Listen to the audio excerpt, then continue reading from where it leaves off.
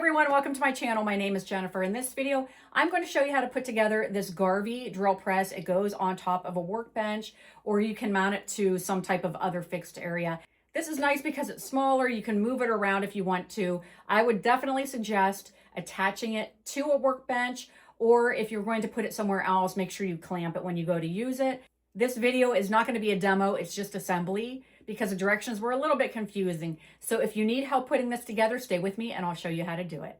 I have all of the pieces out where I can see them. Now be mindful that you might have some loose hardware in the box. I did. So check that before you throw away your box. Okay, so there are instructions. There's a diagram and there are written instructions over here. So we're gonna go ahead and start with the column and we're gonna fix it to the base with the screws and washers that are provided. So here is the base and then there's the column, and obviously the screws would go in that part right there.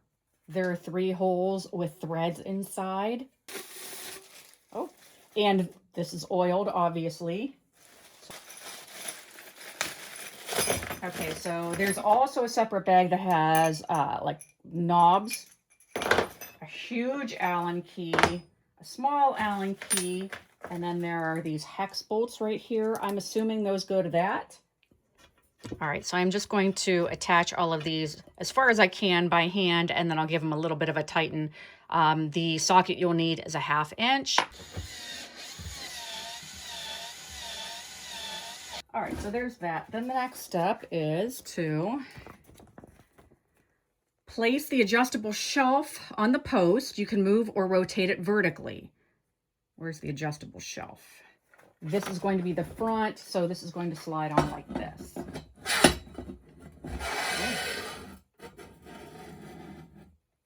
How does it tighten? All right, so this has a screw here. So you can adjust the height right here. And it's saying that you can, oh, and I see a scale on here. Right now it's set at 0. That's what this huge honker of an Allen key is. Oh, okay. Here's an indicator. So you can adjust this up to 45, which I don't know that I'd ever have a need for anything like that. Most of my stuff is going to be at 0.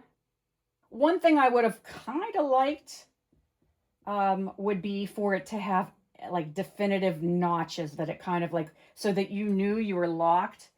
My miter saw is like that. When I go to swing it to change the angle, it has like presets. I kind of wish, so I'm just going to get to 0 degrees the best that I can. Okay, so there's that part. Place the drive head on the column and press it to the maximum. Use the hex wrench provided to lock the drive head. Hopefully I don't get in the way here, but it's heavy and I don't need this to fall on my foot. Max chuck capacity 13 millimeter and the spindle travel is 50 millimeter. And it's made in China. Okay, I'm gonna try not to get in my own way here. Oy. All right, push it to the max, it says. I feel like that can go down a little further.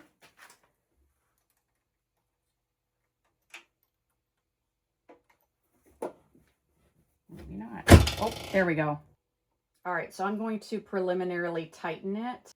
I don't know how you know specifically that it's centered until you go to use it. All right, so there are little set screws over here. Okay, the motor is 120 volts, 60 hertz, 2.5 amps, class B, IP20. So you don't want to get water on it, obviously. Screw the 3 joysticks into the hub. All right, here's your joysticks. And they attach over here into what they're calling the hub.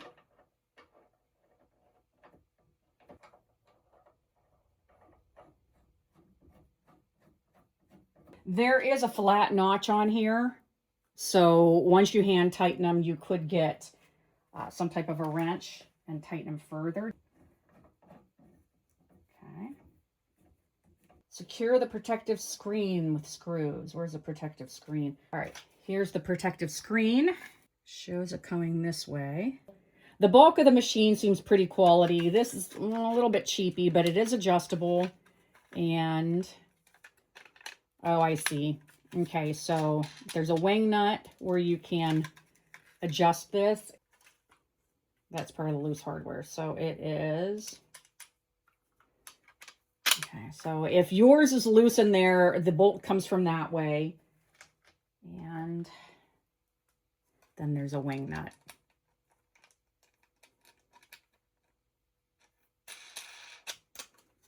Okay. All right, so that's how that goes. And then the only remaining hardware I have is this bolt and then a nut. Oh, good. I like when they do that. So this does have a recessed area that you could just drop that in. And I'm going to get this started here before I try to mess around with it. And that has a Phillips, it looks like, head.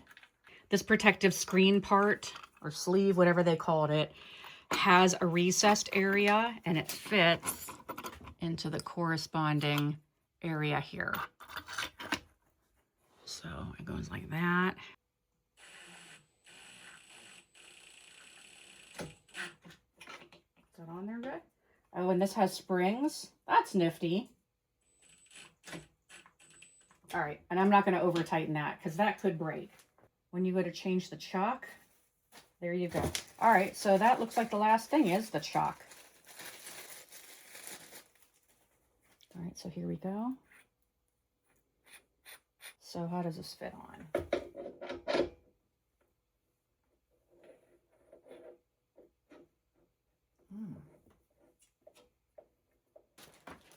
Oh, also over on the side, there's this little guide here that you can, looks like you can attach that cord so it's not loose.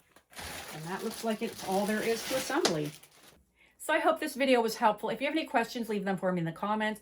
Also, don't forget to subscribe if you aren't already following. And you can also find me on TikTok, Instagram, and Facebook as well. As always, I appreciate your support and for watching. And until next time, take care.